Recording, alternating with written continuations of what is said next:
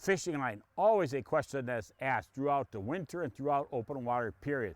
And yes, it's something that we have to address. It's just amazing. I've done many, many years of experimentation with fishing line.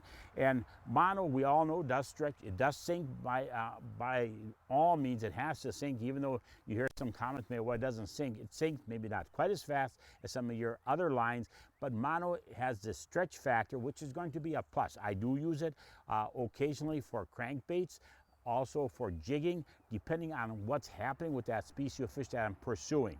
And then two is using your fluorocarbon, which I think a lot of us are using. This does sink. It's almost 100% invisible, not quite, but almost, and it has very, very sensitive and minimal stretch. So this is going to work extremely well. We use it for wacky worms, for some crankbait fishing, for jigging. So there's a lot of pluses and minuses for this type of line. Always remember, not one line is going to meet all conditions that we're pursuing any species of fish on any body of water. And then, of course, we got your braided line, and braid has definitely a plus factor.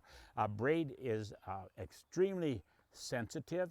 It has no stretch, a loose drag system, soft tip rods, and it works great for fishing weed, some of the rocky areas, some of the riprap areas.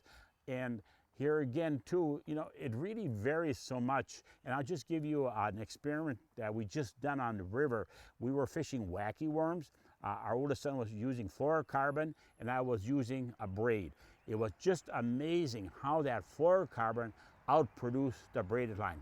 Because of the factor, it had to be the visibility. We all know how sensitive both are, but here again, you know, manufacturers, due to the anglers' demand, have come out with these different lines to match species that we're pursuing and also the fishing conditions.